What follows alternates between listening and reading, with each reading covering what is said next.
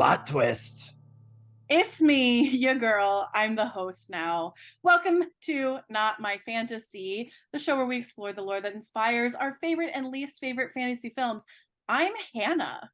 And I'm Cullen, and you're always a host. He said I know, but I'm a co-host. You're the host. But anyway, this is Not My Fantasy. This is a plot twist mini-sode. This is not going to be as long. We're not going to dive too much into the lore of the film that you clicked on, Ruby Gillman, Teenage Kraken, 2023.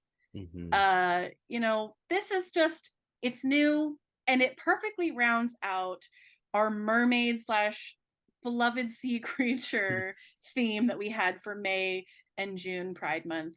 Of course, for us, it's been a while since we've done one of those movies.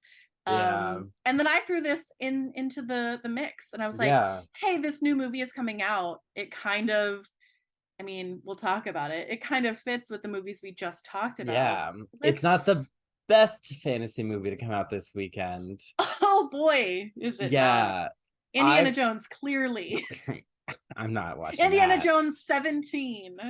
Oh my gosh, Harrison Ford. No. You know what? Lyle had the perfect statement. He's like, that movie should end with him saying, I belong in a museum.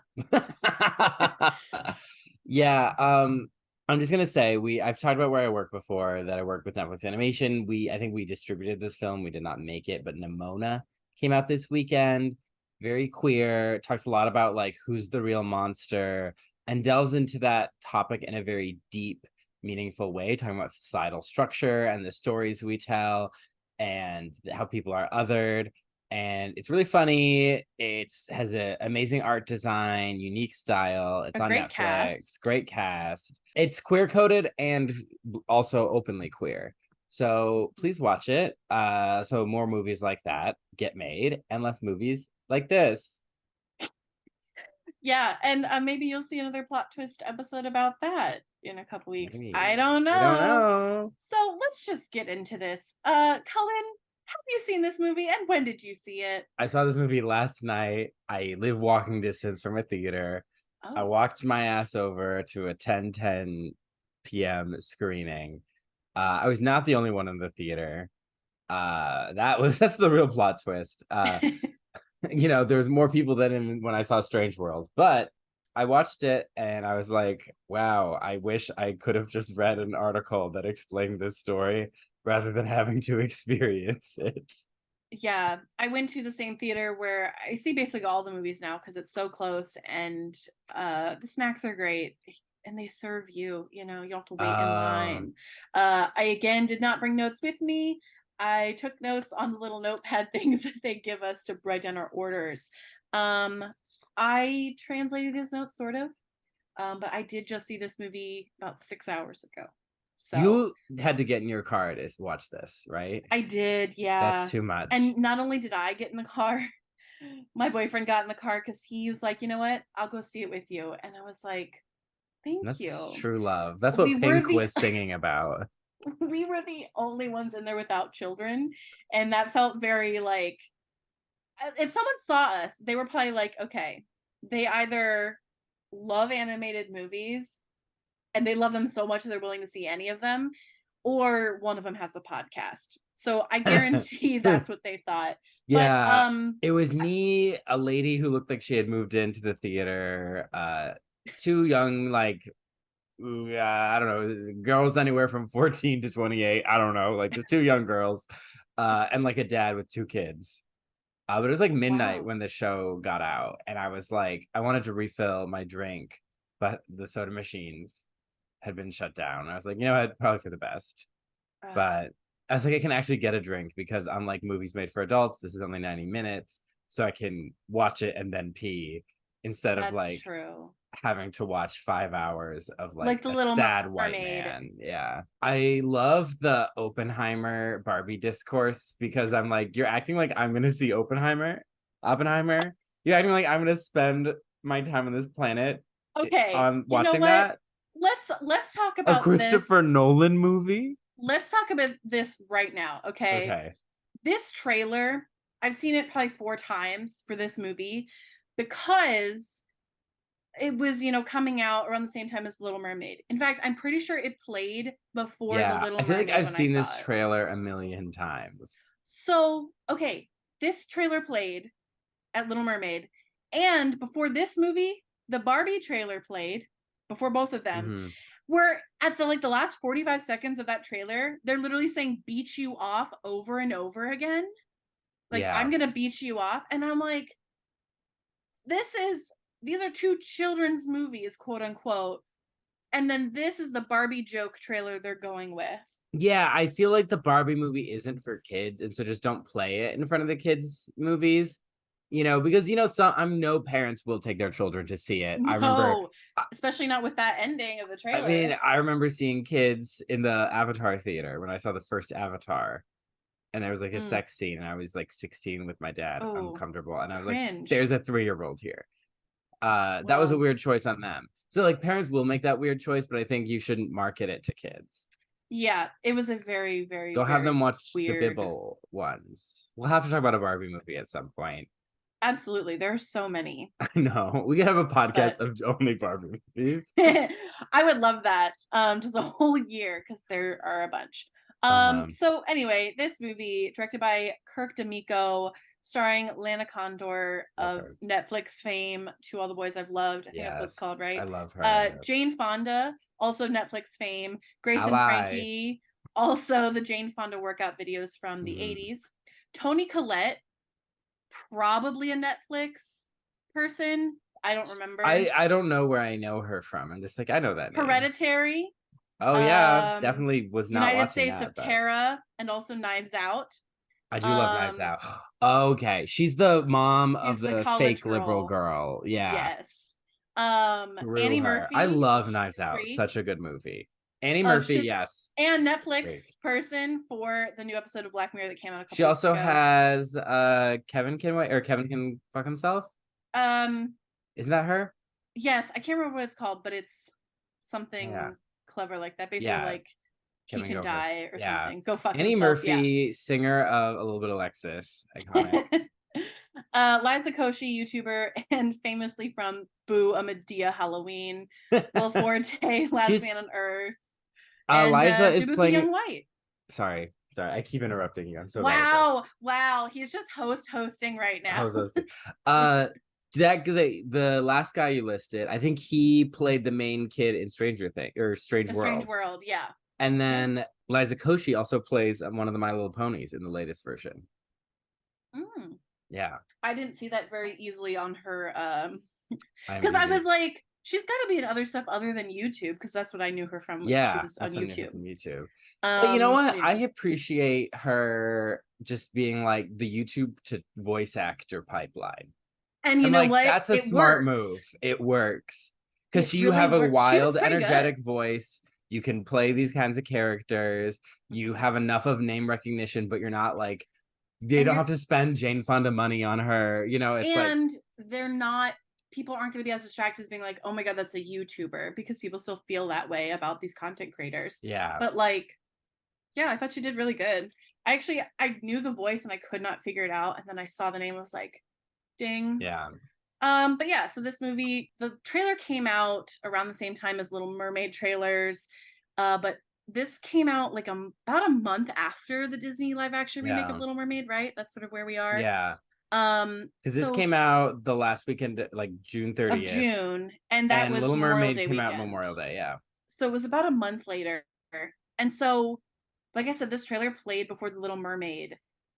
And it was just, we'll talk about the themes, but like the timing does not help one of the messages they're kind of trying to send. Yeah. And it's just bad. I don't think they're trying to send it. I don't think they realize that the movie sent it. I think they saw Girl Boss and they didn't see the implications. I love this movie. Like, I love white feminism, you know? Yeah. Which means I didn't like it very much. I was like, wow. Plot twist, Cullen is very into white feminism. Yikes. He drinks from a wine glass. Brand. I mean, the lore, the myth, the backstory, we've talked about mermaids, obviously, because they're in this movie. We talked about it you can go listen to our other episodes about Yeah. it. But we're also not going to talk too much about Krakens because we went also over talked about that, them. and there's also not a lot. Yeah. So just a quick recap. They're sort of thought of being near Norway. They didn't have a lot of descriptions of them at first. They were like massive fish who could be on land. And then they would devour you with the many heads and claws, or they just had a big ass mouth. They farted. And then, oh, gross. That was a big part of their lore. I don't think we talked about we that. We did a little bit. Did we? Yeah. Oh, I missed that. In the episode I was co-hosting. This is why I'm not a co-host at the same level as you are. No, I'm just the lore whore. You're equally a host. I absorb the lore. Yeah. You give the lore. Yeah. But to kind of connect with this movie, eventually Krakens kind of came to be seen as giant octopuses who would attack, and they had massive tentacles.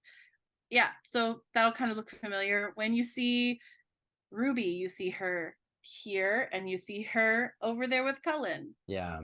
Mermaids, again, we talked about him, but so much. What I want to point out is we did talk about how they did sometimes accidentally or on purpose drown people. Yeah.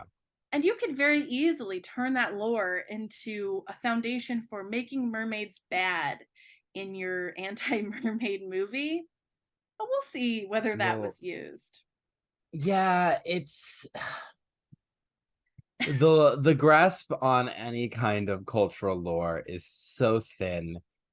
Even by like your average modern understanding of cultural lore. This is really the only thing they're pulling from is the 1989 Little Mermaid. Like, yes, truly, they just literally looked up Kraken, and like there's an octopus thing. Oh, Kraken. Well, now that I think about, if we're trying to say that this movie could kind of be a response to the Little Mermaid, the 1989 specifically, I mean, Ruby Gillman is blue turns purple. Those are Ursula's colors. Yeah. So, I mean, it's rude to Ursula too, honestly. Yeah. But I mean, we could kind of hit on again that, like, if you look at the redhead next to the redheaded co-host that is Cullen, looks just like Ariel. Not even trying Disney's to hide that. Yeah. The Little Mermaid, 1989. We talked about that movie. There's a trident in that movie. That's important. This movie attributes the Triton to Oceanus, the Titan of water. We mentioned he was the father of the Oceanids, like Doris, and Eurynome and Metis. So I feel like this was only chosen because they wanted to be edgy and not say Poseidon. That's my feeling. I think they Googled other water gods. Yeah, because like we're already using one big name not in name, in look. So we kind of need to get away from anything else. But it's like they could have pulled, if Krakens, are specifically kind of a Norse concept and mermaids existed there too, you could have used something from Norse mythology. I mean, that's another idea. But that's like one too many Google ideas. Searches for this writing team. Another thing I kind of want to touch on is the sort of idea. I mean, the basic plot is my mom didn't tell me about my special powers / that I was going to have puberty.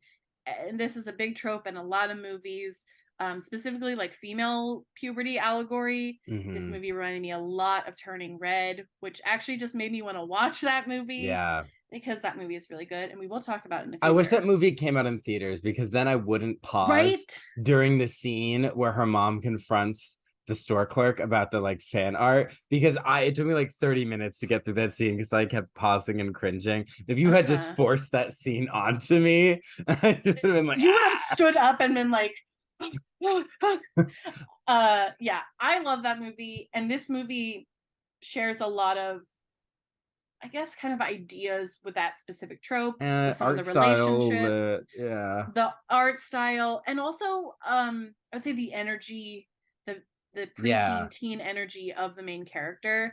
So I guess this movie is also kind of DreamWorks Animation. Oh yeah, I forgot to say this is DreamWorks Animation. Their sort of answer to Disney's Turning Red.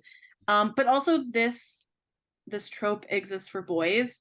Hercules, Percy Jackson, you could even throw Harry Potter in there, but Hercules, Percy Jackson, I don't know, maybe those are going to come up soon. Yeah, maybe. Another Teen Wolf. Isn't that kind of a puberty?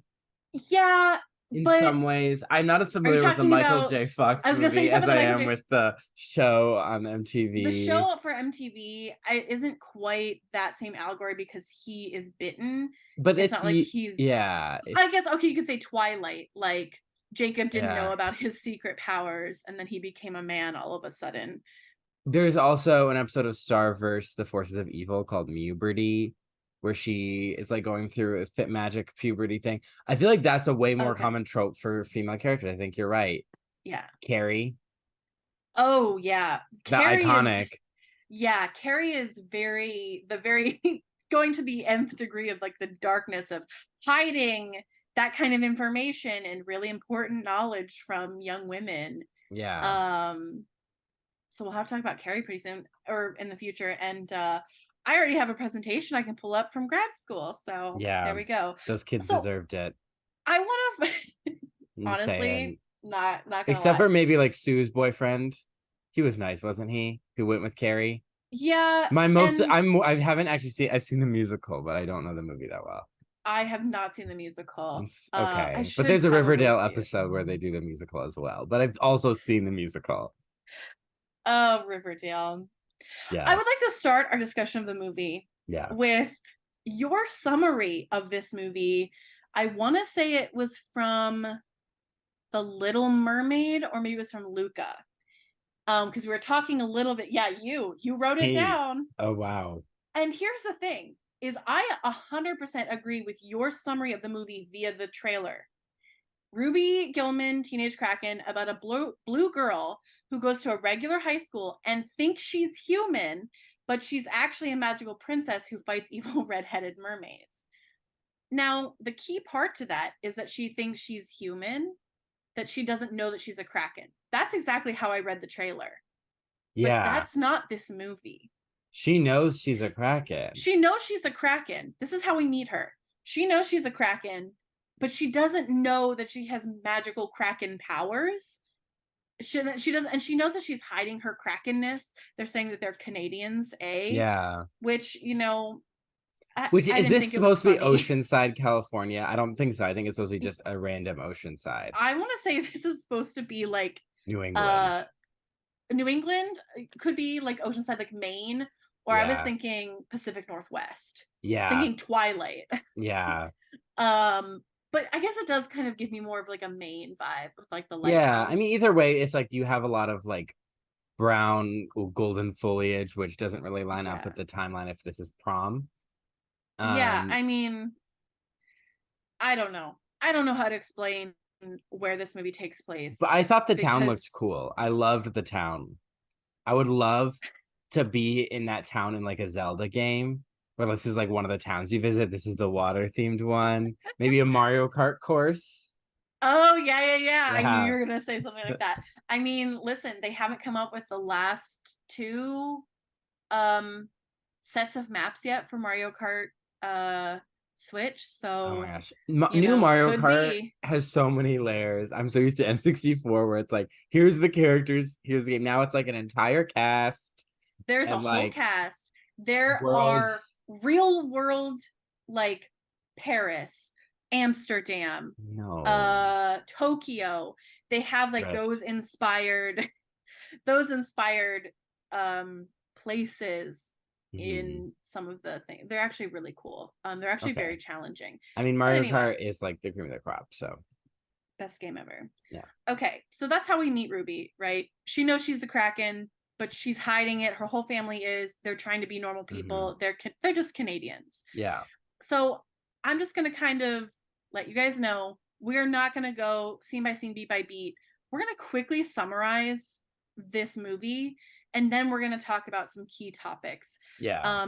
From right now on, we're just gonna kind of go through it all. Yeah. I mean, most of this movie is a montage anyway, so this movie has a baffling plot and structure. So she's just going to high school. She wants to go to prom/junior prom, sort of unclear. Junior prom, yeah. They keep going back and forth.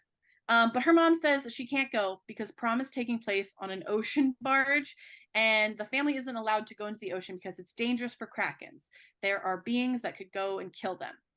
But her high school friends convince her to disobey her mom and go to prom secretly. And she's like, yeah, that's so bold. Let's do that. Also, I'm going to ask the cute boy that I like. And her friend is like, no, you got to do a promposal. Here, have a weapon at our school. It's a confetti cannon, but still America. Yeah. And so, but her idea, I think, actually makes more sense. She wants to use a math equation for this boy Connor because they're algebras/algebros.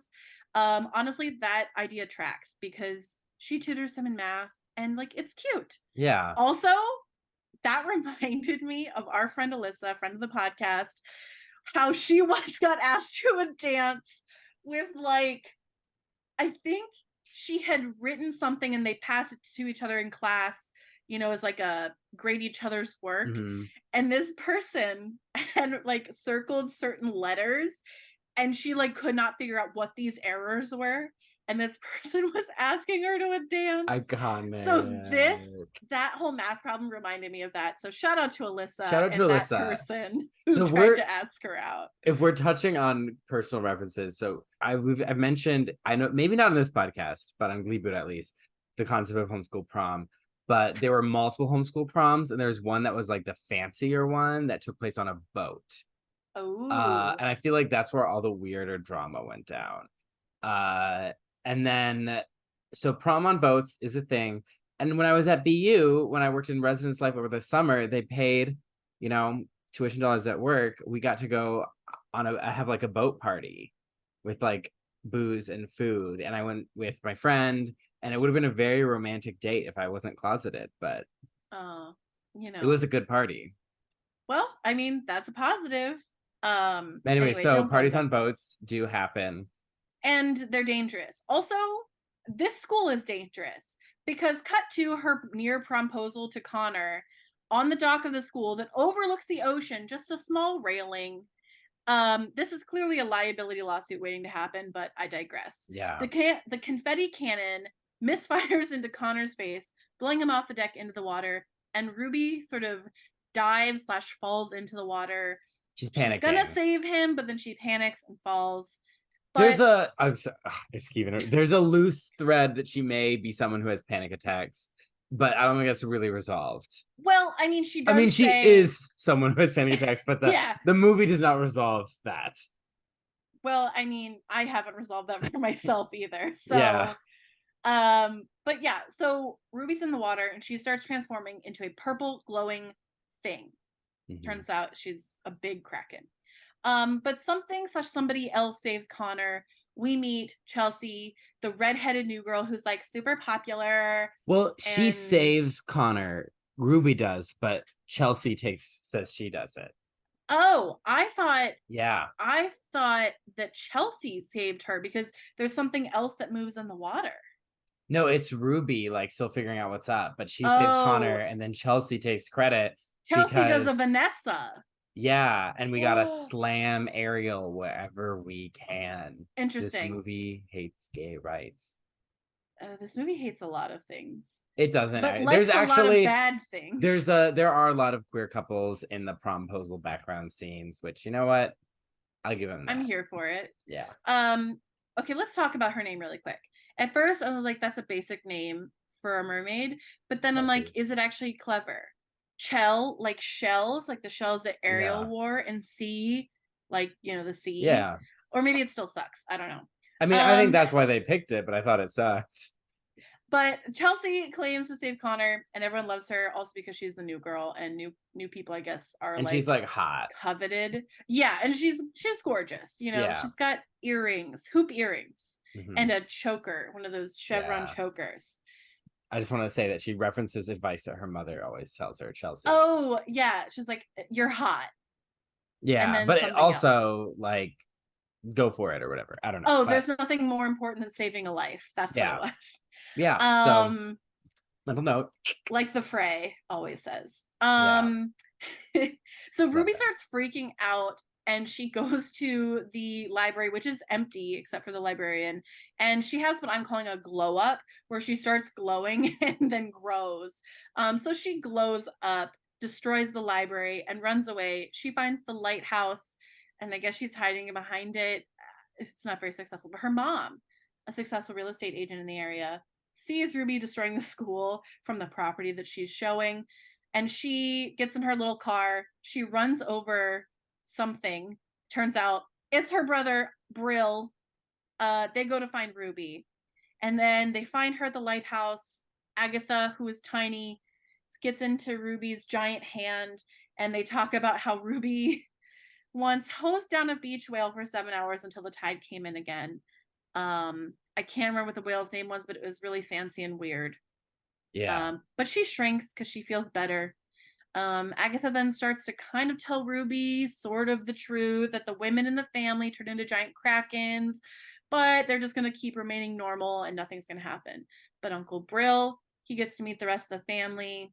He tells Agatha, Ruby's mom, that grandma wants to meet Ruby, but Agatha doth protest. She's like, no, not happening. Ruby runs away from the house, chases Uncle Brill, and uses corn dogs to trick him so she can go into the ocean, but he takes her to the kingdom of the Krakens. We meet Jane Fonda, Grandmama.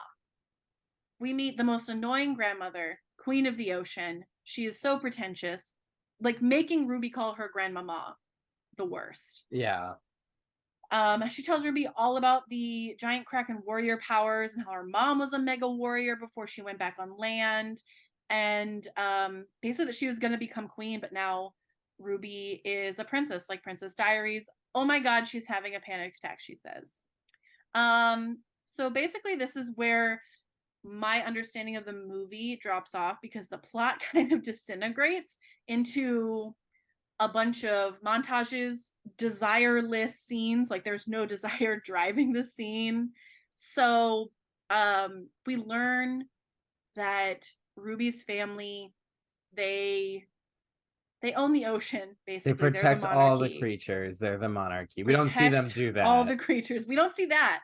We just see their kingdom. Yeah. They also have like statues slash, I guess, I don't Propaganda know. pieces. Yeah, like shrines to the other mega creatures they defeated, like Yeah. Leviathan and of course evil mermaids. So kind of after this, Ruby ditches school to be with Chelsea, becomes super sea girl besties. They hang out, they kind of bond over, like, Chelsea's like, yeah, it's really hard being the new girl at school. No one liked me at first, but I guess if that was her first date, I don't No, well, she's understand. like, it's hard because the mermaids are in hiding and she ran free. So she's alone and Yes, that no one knows that side of her. right. Uh do we want to And talk about the mermaid backstory that Grandmama gives? Or are we I gonna get mean, there? Well, because this to me is such a key scene because okay. it sets up something so that doesn't get paid off. Are you Or talking sort about of. like the fact that like Narissa was the big baddie, So yeah, there's the Queen of the Mermaids, the Narissa, trident? had the Triton of Oceanus that she was gonna destroy all the sea creatures with. And the Krakens defeated her. Agatha was an amazing warrior. But when she Mm-hmm. had the chance to destroy the mermaids once and for all, who are evil narcissists with mid hair, uh, the she leaves Agatha, with Agatha yeah, leaves with Ruby and doesn't finish the mermaids off. She also hid the trident, so no one, yeah, including Grandmama, knows where it knows is. where it is, right? Then once Chelsea and Ruby are like kind of bonding under the ocean on the seafloor, they're sort of bonding over like, oh my God, this trident could actually be the symbol of peace for our people and all of the ocean. And Chelsea's like, well, I actually know where it is. And so she shows Ruby where the trident is. It's in this like volcanic ocean thing. The source of all the Um, oceans. Source of all the ocean, which I don't know what that's supposed to mean. But there's like jet streams and there's like this weird mirror bubble thing that she can't get past. But basically, she tricks her grandma into training her in all of her Kraken powers. So that includes super swimming, super strength, body armor, and laser eyes. And she actually gets super close to getting that trident during one of the series of montages. But there's this mirror thing and she can't get past it. It's a mental blockade. Yes. She like sees her reflection. She's like, oh my God, all these conflicts that are happening in my human world, I guess. Yeah. So she's like, you know what? I'm going to ask my mom for advice, something I never thought I would ever do, specifically about how to get the trident. So she goes up to her mom with Chelsea, but then Chelsea's not there. It's some other redhead girl eating cupcakes or something. Yeah. And she tells her mom, and her mom is mad that 1, she's been training with grandmama, 2, she's been hanging with a mermaid, 3, she's been trying to get that trident, and 4, that she's been hanging out with the daughter of the mermaid queen she defeated and is her sworn enemy. So, yeah. Mom's mad. Oh yeah, and then throughout this whole thing, there's this weird sea captain who's the victim of divorce court, and he's trying to catch the Kraken / sea monster that plagued his marriage. Thus was the thing he obsessed it over, which eventually I guess is he a Captain Ahab? I guess. I don't know. But basically his estranged wife left him, probably because he was obsessing over this thing. Yeah, weird. She left for a better life, girl. so yeah. good for her. But the That's why we have no Gillman fault men, divorce. Yeah. Ruby's dad, little brother, and Uncle Brillo go on a Jaws-like hunting adventure for the Kraken with the captain guy and his crab, who doesn't talk but clicks. And the pet helps. Ruby has a pet that helps her out. And they use like the dog, I guess it would be. Yeah. They trick the captain into thinking that he caught this thing, which is the Kraken's baby, and he killed it. So that kind of gets rid of that plot line. Because the only thing the dad really has is the dad does ASMR, and the only thing the little brother has is he likes lasers and tentacles, and he's good at dodgeball. Yeah, that's it. Those are his traits. I guess I should also mention that one of the reasons why Ruby and Chelsea bonded was that Chelsea actually saved Ruby from being attacked by the captain guy. Yeah. But back to Ruby, she uses the fury she has against her mother to finally defeat the final level of the trap trident and get the dingle hopper. Cut to Agatha. She actually goes back to the Kraken kingdom to confront her mother, the queen, grandmama. She tells her that Ruby has befriended the daughter of Nerissa, the evil mermaid queen, but wait, she never had a daughter. Cut back to Ruby. She's got the dingle hopper, and for some reason she just gives it to Chelsea. She's very naive and trusting, and I feel bad about it. Yeah, because clearly she's so guarded by her mother that she doesn't know anything. She doesn't know anything. Because there's also a whole thing where she can't go to so many parties, so her friends decide to go to prom without her because they've boycotted so many events for her, and we just want to do something. Yeah. So I just want to go with my off-screen lesbian date. It says pink-haired girl Liza Koshy's character. There's also the whole. They say, oh, the trident will be a symbol of peace, but they don't really explain why that works. Like Ruby is so like, oh, we'll just get the trident and then it'll make everything fine. It's like, girl, why? Why would that fix it? Yeah, because it seems like Ruby is like, okay, we're gonna take it and then we're gonna go to grandmama and show her like, look, we have the trident. It's not gonna be a thing. So yeah, like she's got like completely like bad thinking about this. Like it's just not thought out. Just like from the whole plan. It just doesn't make sense. And I mean, this kind of speaks to the whole unbakedness of the rest of the plot, or most of the plot in general. Yeah, did they serve sushi at this premiere? Because this fish was not cooked. Hey! So anyway, whoa, would you believe it? Chelsea's actually evil, and she's actually Nerissa in a teenage girl / mermaid body. She takes the dingle hopper, turns giant, and then she traps Ruby at the bottom of the ocean. Agatha and Grandma come up. They fight Nerissa. This Prom's happening. Taking place right next to the ocean barge where prom is happening, putting hundreds of local teenagers in danger. Uncle Brill saves Ruby from down on the ocean floor, and she goes up to fight with her mom and grandma. And then Ruby uses the power of math to come up with a way to win: exponential growth. And if I had kept my formula card from high school that my high school teacher said would help me in college, and it didn't because I ended up taking easy math, I would be able to tell you what the exponential growth formula is, but I don't remember. I took logic. So basically they use all 3 sets of their laser eyes to destroy the trident. Yeah, and Chelsea's basically turned back into her little mermaid, or I should say Narissa's. Well, and he says, oh, we've caught a little mermaid. Yes, she gets trapped, and we don't know what happens to her. That's troubling, deeply troubling, because that man is psychotic. He's not well. Then Agatha, Ruby's mom. Ruby saved the prom barge. Oh yeah, she picks up the barge because there's like a giant tidal wave coming toward them. She saves them. They should all be traumatized, yet Agatha's like, Ruby, go have the last dance. And Ruby gets the sparkle dress that Ariel did not get in the live action, and I was like, I'm salty. I'm salty about it. But anyway, she goes up, she basically makes up with her friends who, like, they were kind of in a like, hey, we haven't heard from you in forever kind of thing, but it's not super like fleshed out in the movie. And then she gets to go up to Connor, who clearly was going to ask her to prom, and he's been looking for her, trying to ask her for this whole movie. And so basically she goes and has a dance with him. It's cute, but these kids should definitely be traumatized. But it's a DreamWorks movie. You got to end in a dance party. And then basically we kind of cut to Ruby's back in her normal human life / ocean life, because she gets to train more with Grandmama, because she decides to take up the family business of going to war against all of the other sea creatures that dare threaten the monarchy. The end. Yeah. So that was the movie. Let's talk about that. This movie that people were saying A, was woke, and I'm like, how? And then B, they're saying she was the first female hero or heroine in a DreamWorks movie, and I was like, that's Poppy from Trolls Erasure. And then we just looked at a list, and I was like, I feel like there's other ones, like Monsters vs. Aliens and Home. What was the other one that was on the list? I was like, duh. The Croods.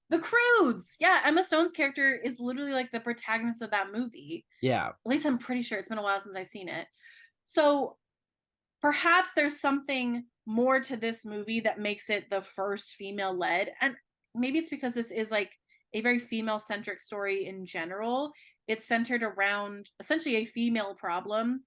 And not like a problem in the sense of like it's like an issue, but like basically puberty. It's basically like female puberty. So like maybe that's, I mean, I haven't dug into any of those articles, but like, well, I guess we should also mention that regardless of the fact that we found others on the list, if you want to compare it to Disney and Pixar, they have plenty of others. Like, well, Pixar took a long time to get there. True. Pixar took till Brave, but Disney has been having female leads since before the word homosexual was in the Bible. Yeah, so that's a old. really long time. That's many years before Chicken Little. Many years. Disney had female leads before the Second World War. I was just gonna say, the 30s, early 30s, right? So they, I mean, you can argue how progressive those characters were, but they expected us to give a shit about women's feelings that long ago. So that's wild. True. Yeah. And then let's talk about the idea of what could be woke in this movie, because the off-screen lesbian. The off-screen lesbian, she appears in the last scene. And I'm like, oh, finally, we see Kayla. And I have remembered her name. I love how you remember, because I don't remember any of her friends' names. I remembered her name because I was like, oh, I love this. Like, it's treated as very normal. Yeah. That, like, it's like, hey, Kayla asked me to the prom. Like, this is the pink-haired friend. I just know pink-haired friend, emo girlfriend, long hair emo guy friend. I do not know their names. Who's a mega Twitch streamer. Yeah. Like so there's that, but I think it's treated so normally. But I think it's because I think the wokeness is the fact that they literally call prom a post-colonial patriarchal construct, which I feel like, did they look that up 3 times? I feel like they threw words together. I don't think that's a real, I know those are real terms, obviously. Yeah. But I don't think those terms have been strung together to describe prom before. I get how it's a patriarchal construct. I don't know what about it is post-colonial. Just when it existed in the timeline. Maybe.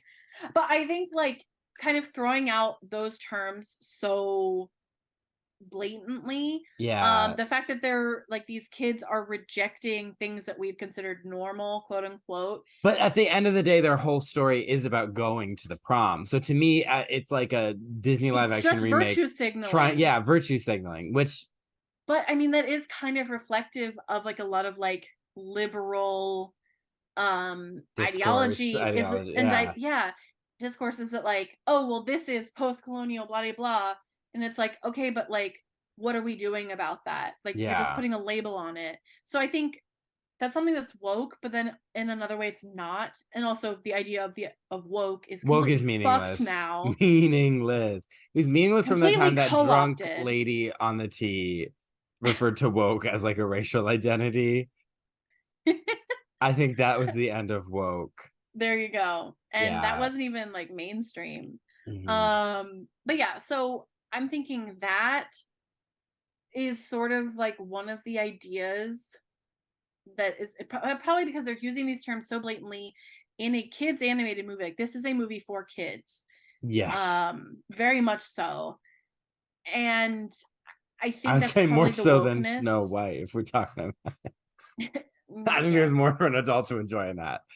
Uh Yeah. So I don't know. I feel like, when Mario came out, people were talking about how it made a lot of money because it was anti-woke, and then people were saying this movie was so woke. And so that's just an example of woke is right. meaningless. You can just use it to mean whatever you want to mean. Yeah. I mean, I cannot Yeah. speak to the Super Mario Brothers movie because I still have not seen it. I But would not describe it as having any relation to social justice concepts, pro or against. good to know.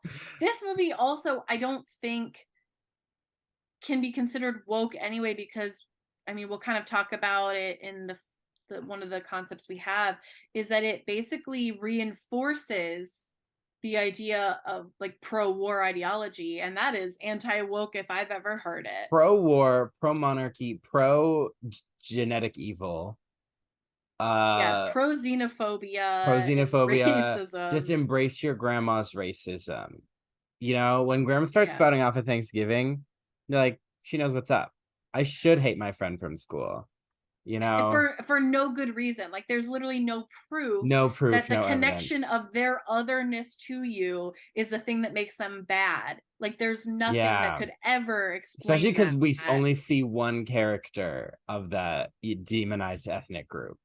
Exactly. And the Yeah, other demonized ethnic groups are statues. because they're So, dead. and there's no, so like, basically, like I said, Ruby takes up the family business. She's just Yeah. continuing the family legacy, when before she did seem to really want peace. Like, okay, how can I bring both my worlds together, both the ocean world and the human world, Like to have a peace? But certain actually, redheaded mermaid. So oh so that's why wow. I'm like, this movie, I think what people think is what a studio exec is like, we're deconstructing Disney. So that Yeah. automatically makes us woke, right? Like that's the kind of like thinking they have. But I'm Yeah. like, you're deconstructing, what I think is a great movie, but especially like very positive aspects of the movie of like curiosity and a bridge between worlds and all that. And you're just Mhm. replacing that with like pro xenophobia, pro like we need to hold on to power, we need to punish Yeah. that. And just because they're octopussy, like the villain in Little Mermaid, we're supposed to be like, oh yeah, this is, the bad guys can be good, the real good guys. But that's Yeah. just I mean, it's literally doing racism. We're saying like, this is other, or I should say more like xenophobia. This is other, and so it's just bad.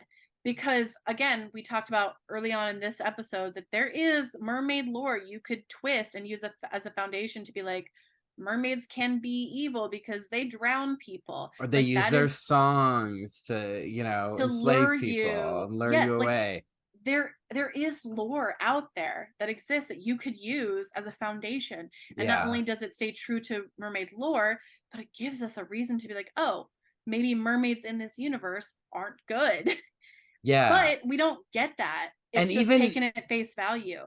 even then, I feel that I dislike more and more the concept of evil races in fantasy, evil Yeah. cultures, evil races. And I think fantasy as a genre has moved largely away from that. Like I mean Lord of the Rings is a huge example. Lord of the Rings is a very old book. I mean, not that Mhm. old. You know, we talk about things that are way older on this podcast, but like Lord of the Rings is an old book and it is foundational and I love it. But like things, you know, build on that and they move on.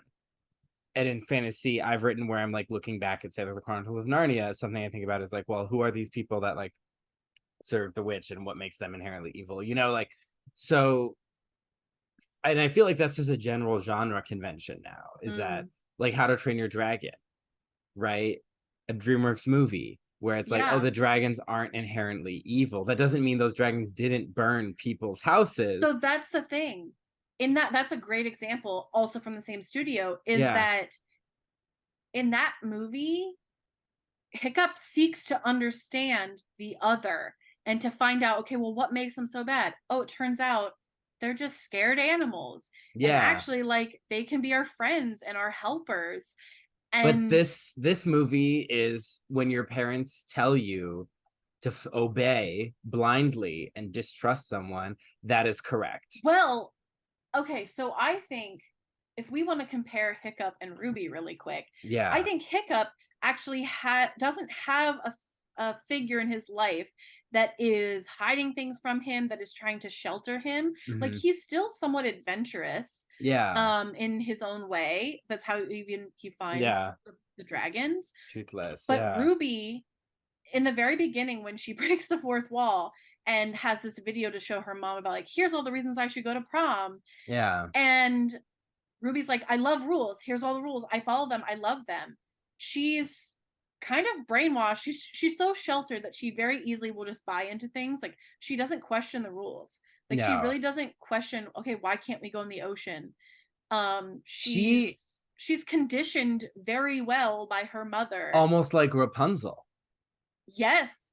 Yes, a lot like Because Rapunzel. Ariel never really cared what And her dad had to say. Even, you know, we're gonna be talking, you know, I don't want to I'm thinking about, okay, when is this episode actually coming out? But like Cinderella even pushes against those ideologies more. Rapunzel doesn't in it. Well, Rapunzel does push and fight, but it is very clear that like Rapunzel's going through like gaslighting and a lot of emotional manipulation, and that's damaging her.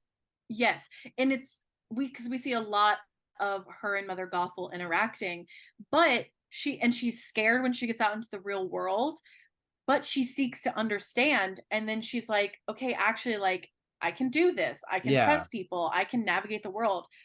But Ruby doesn't get that, and it never happens because she just trusts her mom and grandma, and Yeah. She doesn't get to come she of doesn't seek age. to understand the mermaids because, I mean, Well, she she has does, one. but that's wrong. Yes, so she just believes it because she's been lied to. So she's like, okay, well, this person wouldn't lie to me because they're telling me something Yeah. different now. So this has to be true if it's different from what I've heard. So this is actually now very troubling now that I think about it, that, Yeah. like, So I talk a lot about Ruby's like, conditioned. yeah, I talk a lot about the difference between Finding Nemo and Little Mermaid and how Finding Nemo is like go home to your parent and very focused on the parent's perspective, and Little Mermaid is like push boundaries, be curious. And this takes that to the nth degree, you know, of like stay in your lane, you know, and they girl bossify it to make it more tolerable. But if you think Yeah. about it, like I it's mean, giving Duggar, it's giving like this whole kind of concept of like you have to like obey and listen, and your adults are right. And yes, adults would and make this this movie for movie kids. and this movie confirms, it's like not even just the story itself confirms that, like, Ruby's like, oh yeah, it turns out, like, my mom and grandma were right. Like, mermaids are evil, and there are evil monsters out there trying to destroy us. So they're right. I strayed and I found out wrong. And now I Yeah, have to come by back. having a compassionate heart. I didn't stray and not like and go the do something that's bad. I I did it because strayed to I'm a good help person. others. Yep. Yeah. Because And I was she was lonely. punished. I was lonely, and one person reached out in empathy to be like, oh, I feel the same way. But that Yeah. is that empathy that they have. This we spend a lot of time on their relationship, Chelsea and Ruby. Yes. That is revealed to be uh like False. false, Yeah, she's being conned. which And I mean, I guess I loved it in Frozen, but in this, I just hated it because with all the trailers, I saw it coming. Well, And so because I there's no was, yes, and there's no nuance to it. yeah, I thought it was going to be a double twist where maybe, Hans has a reason to take over the yeah, kingdom. I am 800th in line because I have 1,000 brothers. Well, I guess he yeah, would have 799 brothers if that's the yeah, case. But this mermaid has no specific reason to do this other than power. she wants revenge, and before she just wanted power. And there's this, There's nothing interesting or nuanced about that. yeah, whereas the character they're first giving you is nuance. So they're like, oh, so because I was like, I like the idea she's kind of a mean girl, but she is seeking connection. And the idea of maybe even her mother, if she had a mother, Yes. sent her to do this, and then she starts to feel bad about it. She does build a connection, or even a layer of like the Krakens are in the wrong, and maybe and both. Ruby finds out that both sides are wrong. It's a whole that like the situation. war and the monarchies, because it's like when France and England are going to war, like in whatever 1200 or something, is one of them truly like morally good? I mean, if you're thinking I'm thinking the 100 Years' War, in that sense I would side with France because the English were going through burning like towns where people lived, so it's like I'm gonna side with people who are just like defending people. And that's why God sent Joan of Arc, because which I do love. If you can read her trial, and like they're like, well, why did God send like pick a side? And she's like, because he likes us better. Like basically just like, yep, we're on God's side. Fuck you, England. Which I love. I only love it when someone does that to the English. Anyone else, I'm like, ooh, that's troubling. So basically what we're getting at is that we wanted this movie to actually have some nuance, because animated movies are capable of that, but instead we got regurgitated just whatever face value. What's there is there, and that's what you get. I was like, I was watching it and I was thinking, oh, this movie could go either the obvious way it said in the trailer, or there could be a twist. And I'm like, if this movie does this twist, I think it would be good. Because this movie isn't like bad in a Polish for Pinocchio type way where like the acting and everything is bad. Like I love the animation, how squishy people look. Like it could have done something interesting. It's not like there's a good foundation. Like I believe the idea of Kraken girl finds out she has super Kraken powers. Yeah. And that's a thing she has to come to terms with. Okay, also turns out she's like part of this family that rules the oceans, and there's like this long-term threat. And like this is something I can buy into. And my main issue with it, on top of what we've just talked about, is that I think using an Ariel like mermaid as your villain is a bad idea, because people loved The Little Mermaid, and there's no amount of DreamWorks animation that is going to get rid of that or even effectively test that. And I think with the timing of the new Little Mermaid, it just is bad. And so actually it takes away from us getting to know Ruby, because we're so focused on all the differences between Ariel and Chelsea, and it's taking away from her. So we don't get to connect with her, because we're just like, oh, how are they gonna pull on Disney tropes and try to snub them? It's just like, oh, she's petty, she's vain, which is, Shrek kind of deconstructs Disney. All the Shrek movies to a different degree. I think Shrek 1 and 2 probably do it to the strongest. I think like by the time they're like poking at the princesses in Shrek the Third, it's a little tired. But like just Shrek 1. And the thing is, Lord Farquaad he's a spoof of a Disney exec. He's not a spoof of a Disney character. And so the whole concept of like everything's shiny and clean, and like the magic of the world has to be like siphoned off and like sent away to a swamp because it doesn't fit into the perfect vision that Farquaad has. Like that is is poking at Disney and fairy tales and beauty standards and all that stuff, while also still telling its own story. And they did that, right? Yeah. They don't need to try it again, because I think this could have actually been a strong like series of movies if they had chosen, I don't know, the Leviathan, something that mainstream culture doesn't really know anything about. Choose an unknown villain, or someone that doesn't or something that doesn't have that much mainstream knowledge or like is Yeah. easily a villain, so we can get to know the villain you're turning into a protagonist. Like, we understand Krakens as the bad guys. Yeah. Okay, focus just on how Krakens aren't the bad guys. Don't And say mermaid's bad. that's from like a couple movies. They make a release a Kraken joke. It's from Clash of the Titans and Pirates of the Caribbean. That's Yeah. what we know And Kraken's as so, bad as. and they honestly should have just focused on Ruby. They could have made the with Grandmama saying, Uh-huh. "Oh, and then we also fight mermaids," and she'd be Yeah. like, "People love mermaids." Like, well, people are stupid. That would have been a great joke, isolated in that moment, Yeah. and fight the Leviathan. Like, just it's a joke. It's a world building joke, and it works. Yeah, Like, I think the mermaids do take a lot from it. And if they were gonna do it, it could have been about two people coming together. But and I feel like that's a sequel thing.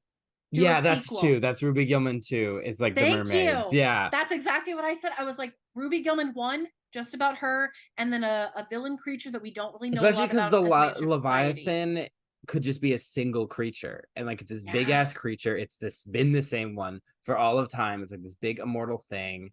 And because then we would deal with this mermaid stuff of like, I feel like they would have time to better flesh out the idea of like, I think Chelsea should have been Nerissa's daughter. I yeah. think that she should have had an actual character other than just being exactly what we're given in the trailer, like Well, face it's value.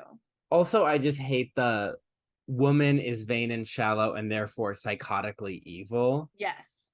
Like And has that's no real motivation, just power. that's like so overdone. And like Yeah. this thing, I don't remember what the context was.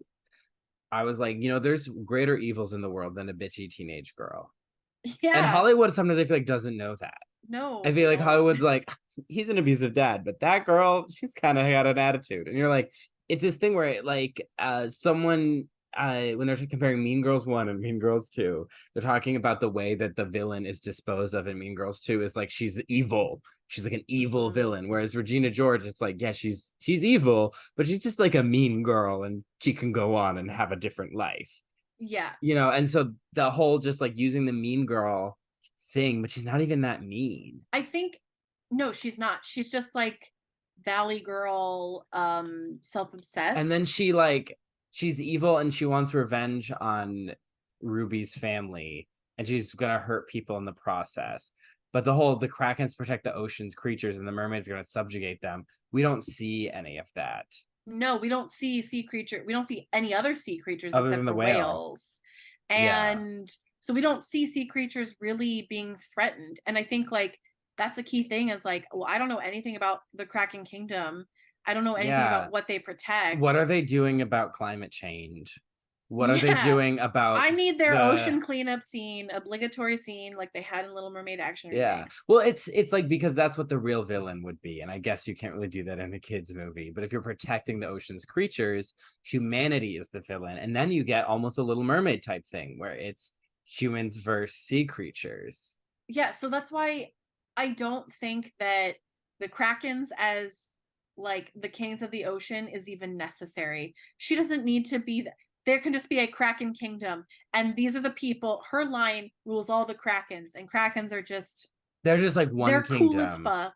They're cool. There's one kingdom and they mermaids have their own kingdom. And you know what? We don't like the mermaids. It's a Romeo and Juliet situation, baby. And even just they imply that Agatha didn't want to kill all the mermaids and that's why she left. And that's what I thought they were building towards. But because she's like, I disagree. Like she has strong disagreements with Grandmama. They never established what those are. The ultimate villain. Yeah, I wanted Grandmama to be the villain. Not because I don't like grandmas. I love grandmas. I love movies that feature grandmas. Yeah. But I want it because she's annoying when we first meet her. She's pretentious. She doesn't actually seem like that interested in Ruby as a person. She's just like, oh my God, my heir. Yeah. Like she's just her heir. That's all she cares about. And so I wanted that narcissism to actually be the villain of the story. Because that's a much more insidious narcissism than just I have great hair. Yes. Because I have great hair. Because again, I just want to reiterate that this movie actually has a lot of good foundation. I was actually surprised at the amount of good foundation I saw. Yeah. And I was just pissed because this literally is like, we're They were just gonna say fuck you, Disney, and yeah. that's it. And it's like, you're taking a whole character right here, this Yeah. girl who could have actually had, we could have learned more about her high school friends and her life and how she's actually a teenager. We had more of that sort of down to earth conflict. Like, this first movie should have been about Princess Diaries, like trying to come to terms with also her human life and her ocean life, and Leviathan are threatening her hometown because they Yeah. found her. She Or blossomed even into if a Kraken, she's they found her. a sea creature defender, what if someone's trying to build something in the ocean that would hurt the sea creatures, like in their town, and then her mom's involved in like selling that land or something, and then it's like, then it's hard on her. Like, there's so many ways to pull in the conflict, because Yeah. what they just say, your mom founded her own life, like she rejected war, but then she goes, so it's like, did she just like capitalism over monarchy? Like, I don't get why Agatha left. And Yeah. I was like, there's something that was cut that you're not telling me. There was a story change, there was Yeah, because something.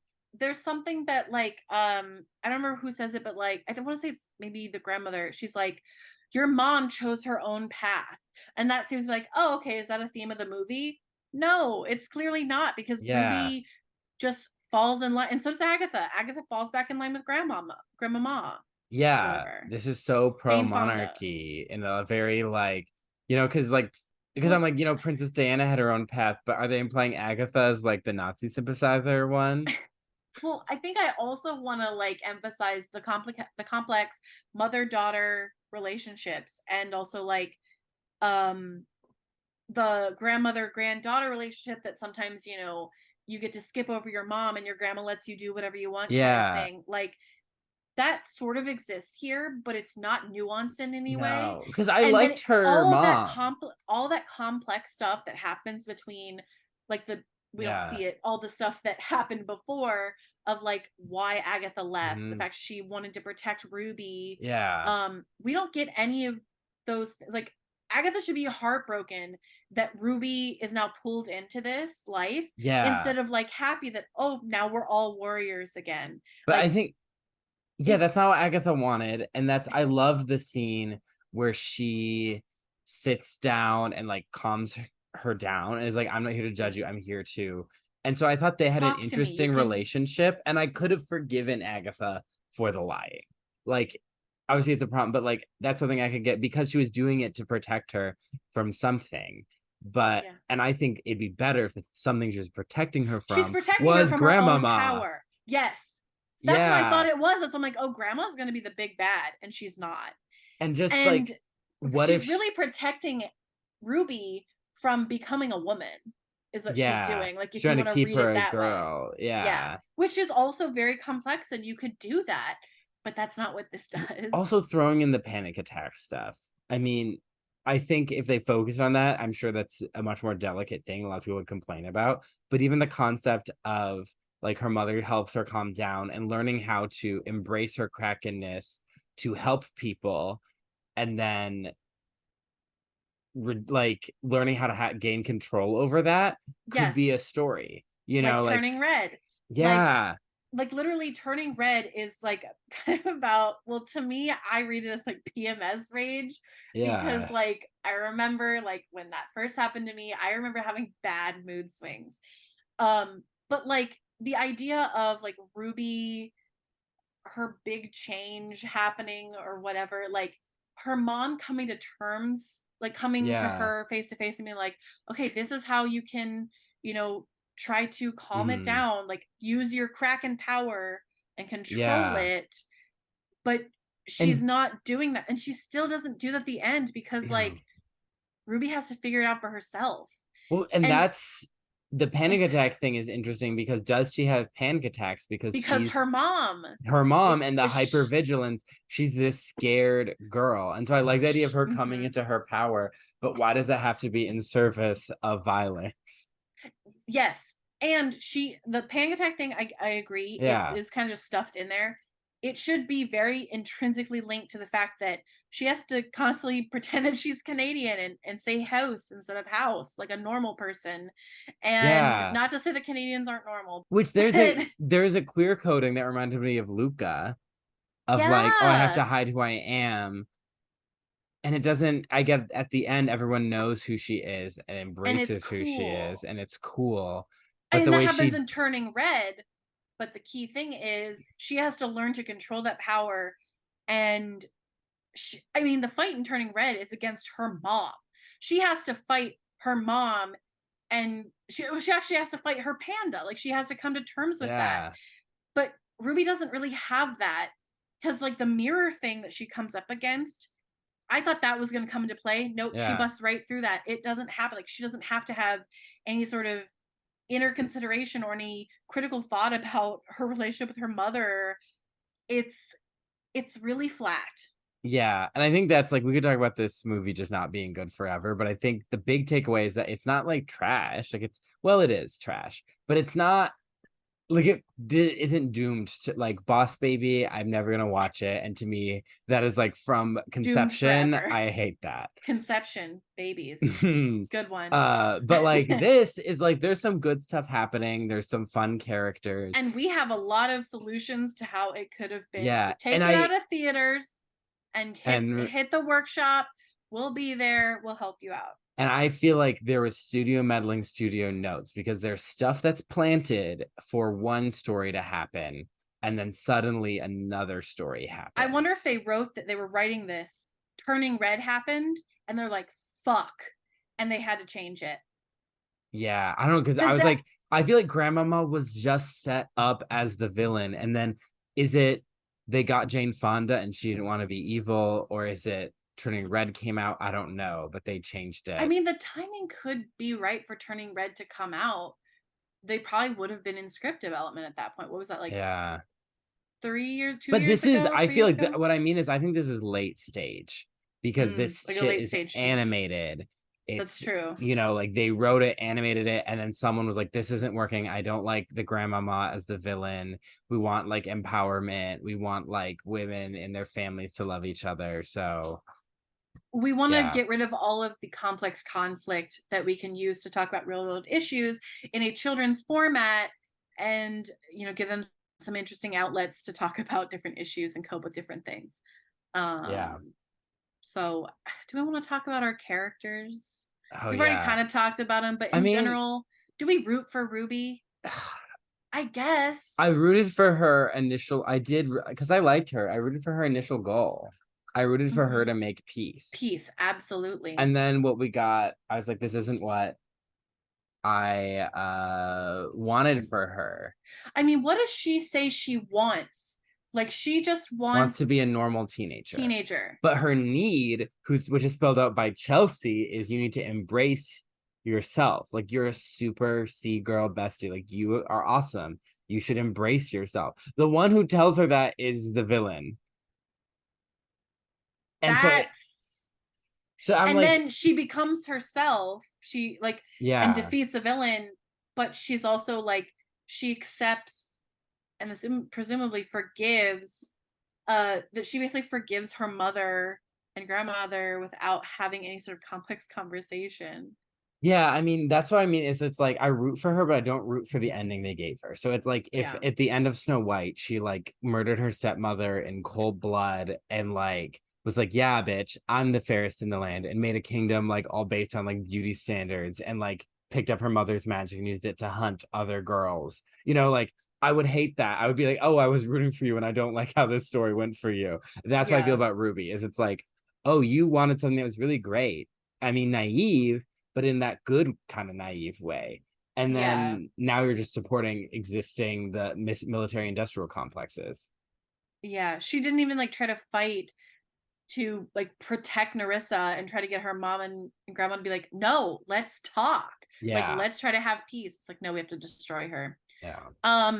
Chelsea slash Narissa, she's our main antagonist. She was fun until she became evil. I didn't even think she was that fun. I just thought, okay, she's gonna be evil. And then I was like, oh, maybe she's not in the oh no. No, Yeah, she but it is. was just She's like straight up evil. I was just like, yeah.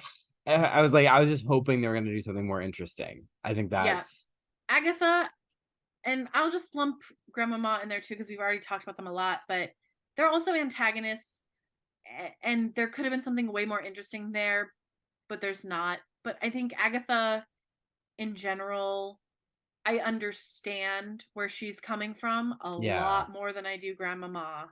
yeah. Let's talk a little Everyone bit about else, I mean, Connor. I Connor and think Ruby. I We liked them. we talked about it off the Yeah, record, but we're gonna talk about it again here.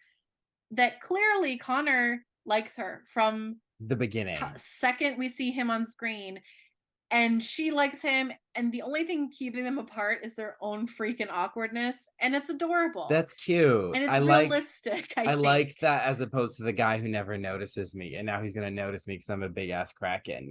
Like I like that he Yeah, didn't like he just liked her the way she was. He's really the well, I guess her mom, but like he is like the one with the least input on how Ruby should be. He's just like, yeah, I like you. yeah, it's like, I like that you're awkward, I like that you help me with math, and he's Yeah. like, and I like math enough because you like it, and I made this quadratic equation to spell out yes because you Yeah. asked me to prom, and I brought my calculator instead of writing boobies. I wrote yes. So, you know, that's a very mature young man. Mhm.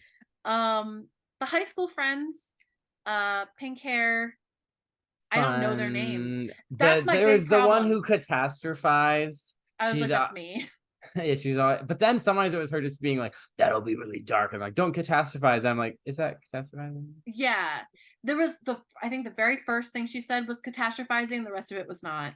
Yeah. um so my problem with them was that I don't think we actually get enough with them to see it, to like feel the teenageness, because we spend so much time with Chelsea and Under the Yeah, there Water that like wasn't, they get lost.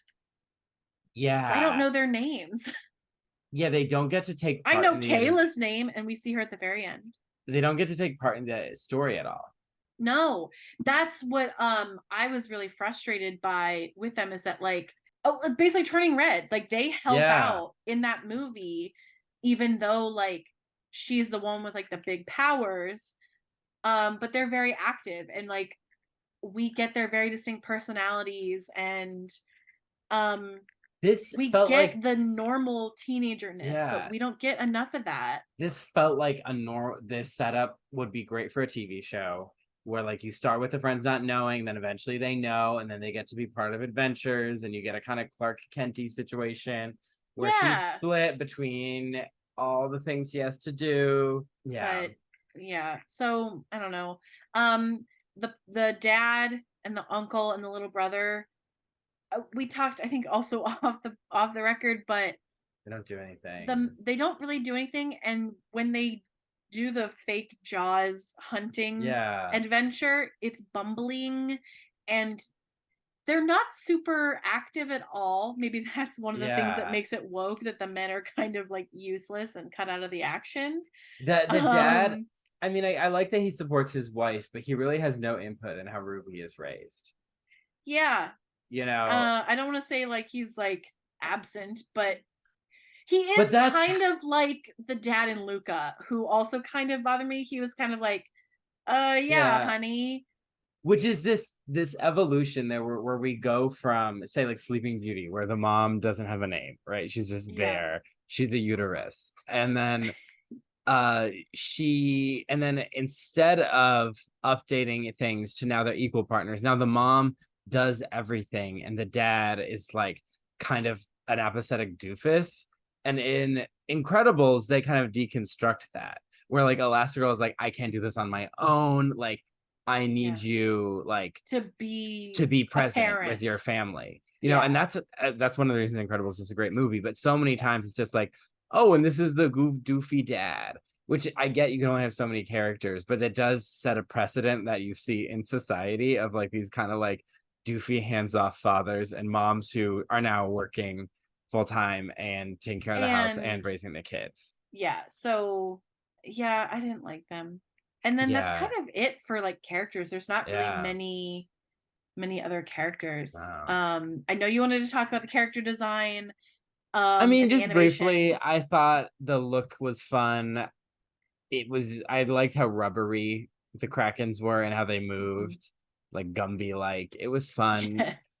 SpongeBob energy, I thought that was fun. The music though, Oh God. I did they could they not afford someone to do the score? I think there was a score, but I felt like every time it was just like a pop song.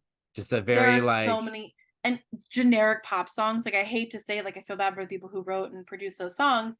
I like don't know any they of don't them. stick out at Nothing all. sticks out. It Like the sounds like Ugly Dolls noise. soundtrack had more of a distinct personality. Haven't seen that movie, but Um, like there's like more. I guess they got Kelly Clarkson icon, but still, there's like more of a flavor. Like, and I'll hear that song in Five Below and be like, "This is from the Ugly Dolls movie," but like they're just like no song really stood out. it didn't amplify the movie at all. It felt like an No, afterthought. They're just like, okay, who's a because popular like artist? even the Maybe climax just had a pop song. not even a cool score. It was just a pop song, and I'm like, Yeah, ooh. yeah. Um.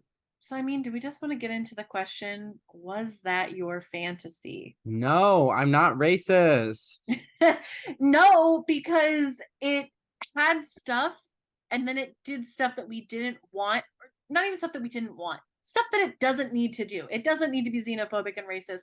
Or if it starts out like that, but we subvert it and we say, no, no, no, no, we're not doing that. Yeah, That's not what we stand for. Instead of like basically confirming it. Like, uh, yeah. It's and I feel like they can get away with it because mermaids are like hot.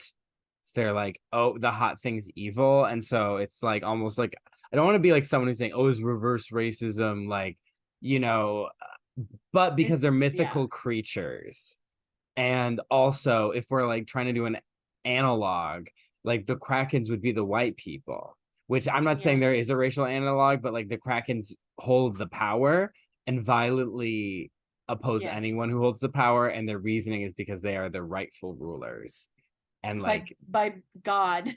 yeah, I Yeah, something. guess, yeah, Um, yeah, I mean, I think and correct me if you disagree with this, but I think we are more disappointed than we thought we were going to be. yeah. I thought it was just gonna be bad, but I was like, But there's actually something here, and because it doesn't do anything interesting with the interesting stuff it has, it just like it feels like a letdown, and I was not expecting to feel yeah, I that had way. no hopes or I was expecting expectations. to rag a bit on the movie and how it's like, oh, clearly they're just trying to like say fuck you to Disney, but it's like Yeah, there's actually kind of some stuff here, and it it did could be. make me Yeah, kind of disappointed. but the all kind of like fuck you to something thing. Like I remember when they're like, not another vampire movie or a Hunger Games spoofer. It's very 12-year-old boy. It's very drunk frat bro. It's very Yeah, like it's so shallow in its reversal. yeah, It's very like my immortal I hate the preps fanfic, which yeah. those 12-year-olds writing that fanfic, they need to process that. And I support them in And doing they that. and they will grow up to be adults and realize that the world is more nuanced Yeah, but we and don't need be more nuanced people, hopefully. to just fucking make that the media. No. Yeah. I also do want to say that there again, we were the only people there without children, and it didn't and Lyle said, I don't think anyone enjoyed this movie because I mean Yeah, I don't the think kids only are rushing out to buy Ruby Gillman merch. well, not even just that. I don't think any of the kids like danced to the music. I didn't really Laughed. see anyone laughing or like gasping or I think I probably was the anything. person that laughed the most in the theater. I don't even remember what, but there were a couple Lyle of and times I I was like, laughed at our own haha. jokes. Like Yeah. that's what happened. The only outcry kind of from a kid was the intro sequence of the DreamWorks Yeah. logo where it's like going through all the stories and some little kid goes, "That's Shrek." Oh my God. I'm pretty sure that happened in my theater too. And I'm trying that's to, so oh my god, it's the no, same kid. they were like, oh, Kung Fu Panda. And just Like, calling him out. That's funny. This kid only cared about Shrek. He was like, that's Shrek. And Laya and I started busting up laughing. We're like, You that's know, right. It how is come Shrek. Boss Baby made it into that opening sequence and not Were the the Croods B there? movie, not the Croods? Oh, the B movie wasn't in there? How Yeah, where's dare Vanessa they? and Barry B. Benson? Seriously. I mean, talking about subverting expectations, that movie, whoo, I could love talk it. for 3 hours on the beach. Oh, I think we will make that happen. So wasn't our fantasies. No. But you know, let's just talk about the tie-in from this movie. So we just finished Mermaids and Sea Creatures. Parents didn't tell me about my special powers. That's going to be a theme for the next couple episodes. But that's not the main thing we're going to talk about. The main thing is we're talking Greek mythology. It's Whoop, Greek whoop. mythology month, named after famous bottom Julius Caesar. The month of July, we will be talking about some Greek mythology hero movies.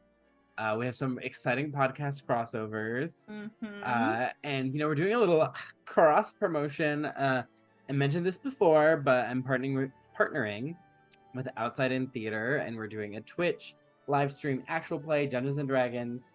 We're doing 4 megasodes that are coming out starting July 18th, 7 p.m. Pacific time. Yeah, you can see me live. Very excited. It'll be Greek mythology, not just Greek, world mythology themed. Camp Oracle, summer camp for demigods. We got a girl chosen by the cat goddess. We got a closeted fairy. We got a cottagecore girl who was raised in a cult. We got a short king Hercules. We got a fun cast going through a little adventure. I love that. I can't wait to tune in. I need to actually write that down on my calendar. Yeah. I know it's late for you, but you better be engaging on that chat.